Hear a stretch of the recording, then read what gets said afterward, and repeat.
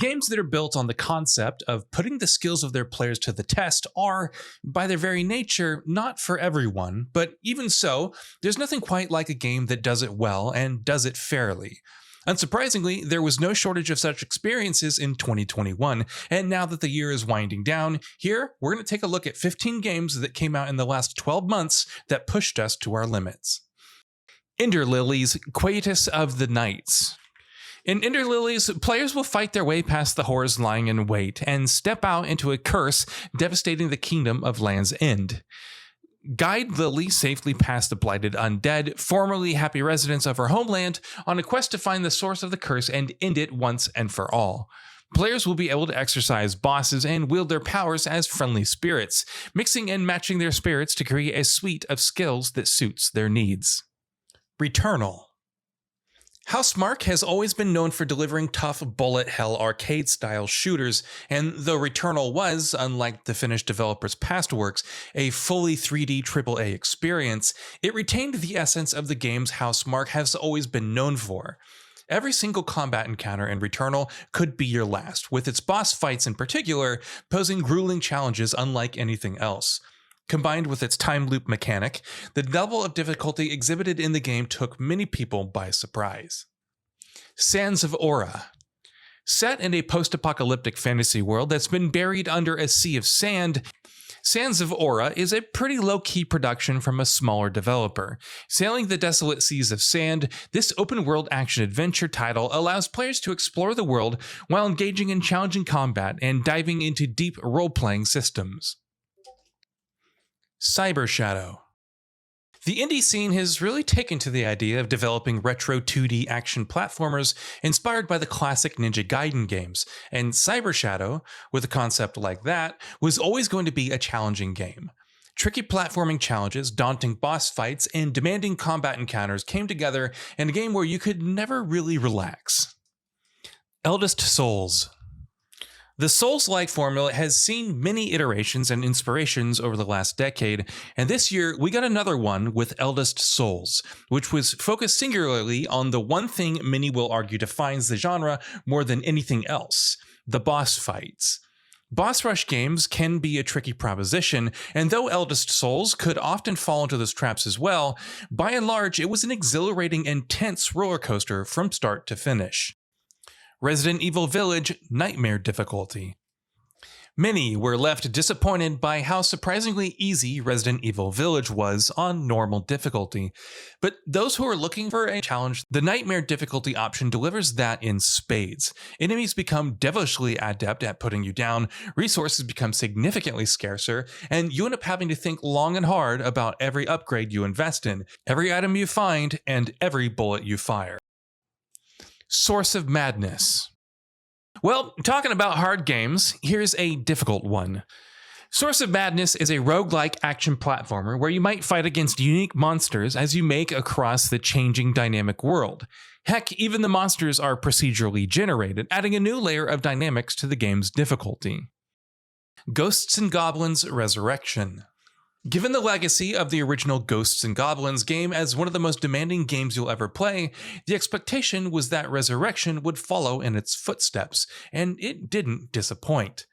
It's a game that pays no mind to the fact that it's coming out in a market with completely different tastes and sensibilities, and offers a relentlessly challenging experience from beginning to end that harkens back to the age of arcades and early consoles every step of the way. Kena Bridge of Spirits. This one came as something of a surprise, honestly. Before its launch, most people wouldn't have guessed that difficulty would be one of Kena Bridge of Spirits' defining traits, though as we know now, that was very much the case. It wasn't as consistently challenging as some of the other games on this list, and instead had peaks and valleys in terms of difficulty. Even so, some of the boss fights in this game represented some truly brutal difficulty spikes that took more than a few people by surprise. The Ascent. Okay, so there's a caveat here. The Ascent, when played with other players, especially if you're playing with a full squad of 4, isn't a particularly challenging game, though it's not exactly easy either. If you play this game solo, however, you're in for a tough time.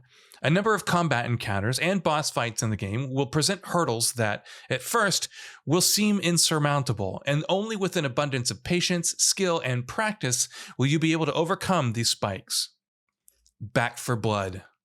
Fighting against a global invasion of zombies shouldn't exactly be easy, but Back for Blood takes that to heart maybe a bit too much. Playing the game solo is essentially a one-way ticket to hell, but even if you're playing in a group of 4, it's no cakewalk. Constant communication and sticking together are essential, and even the smallest misstep can quickly spell inevitable doom for you and your squad mates. The fact that developers have admitted that Back for Blood is, quote, way more difficult than even they had intended should tell you something about the game. Mortal Shell, The Virtuous Cycle. Mortal Shell is definitely one of the better Souls-like games to have come out in recent memory, and Cold Symmetry expanded on their acclaimed action RPG this year with The Virtuous Cycle. Combining the game's inherent Souls-like trappings with a roguelike structure, it turned out to be a true test of all your skills. The game always requires mastery of its combat mechanics and smart builds, but The Virtuous Cycle takes that to a new level. The Nioh Collection. This one was kind of an easy pick. Team Ninja's Nioh games exhibit all the qualities of the Souls-like genre in all the best ways, which, of course, entails a level of difficulty that can really take the uninitiated by surprise. As a remastered collection of games that have already been released, the Nioh Collection's difficulty did not come as a surprise. Sure, but as anyone who's played these games will tell you, these are still some of the most challenging games we've played all year, or all decade even. Tales of Iron. Yet another brutally difficult game on this list, Tales of Iron is a role-playing game with punishingly brutal, Souls-like inspired combat. Players have to go through the Kingdom, which comprises 6 distinct biomes, which have a range of side activities and blueprints to develop powerful weapons. And with combat that is inspired by the Souls series, you're sure to have quite a difficult time in Tales of Iron. Shin Megami Tensei 5. The meme goes that SMT is the Dark Souls of Persona. It may be a meme, and not chronologically accurate since Persona wouldn't exist without SMT, but it is founded in the accurate understanding that SMT, while sharing a lot with the more popular spin-off series it spawned, is brutally and unrelentingly punishing. Shin Megami Tensei 5 is really no different. This is a game that has no trouble slapping back a player who gets too careless or too greedy, or in some cases just too confident. Random trash mobs can kill you without warning if you're not careful, sending you back to your last save, which could be literally upwards of an hour ago. Enemies are smart, leveraging all the same tools and tricks that you can, and demand a precise understanding of not just the various systems and mechanics in the game, but also the very exact and specific way the game wants you to use them for many of its encounters. The Dark Souls of Persona, indeed. Shin Megami Tensei 3 Nocturne HD Remaster. That the Shin Megami Tensei 3 Remaster was one of the most difficult games of the year doesn't come much of a surprise. It wouldn't be an exaggeration to call it one of the most challenging RPGs of all time, in fact.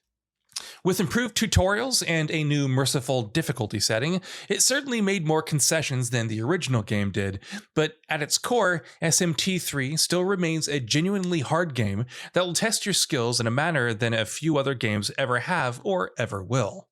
Metroid Dread. Among the many things that made the game stand out was the tough challenge it posed to players.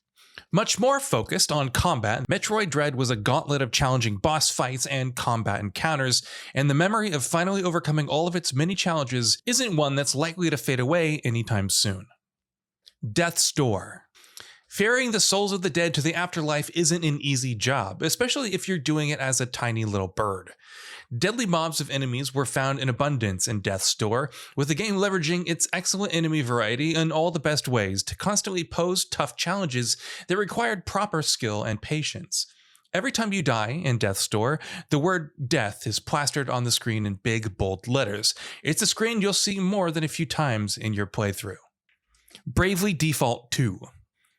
Bravely Default 2 is an old-school JRPG through and through, and that's very much true for its level of challenges as well.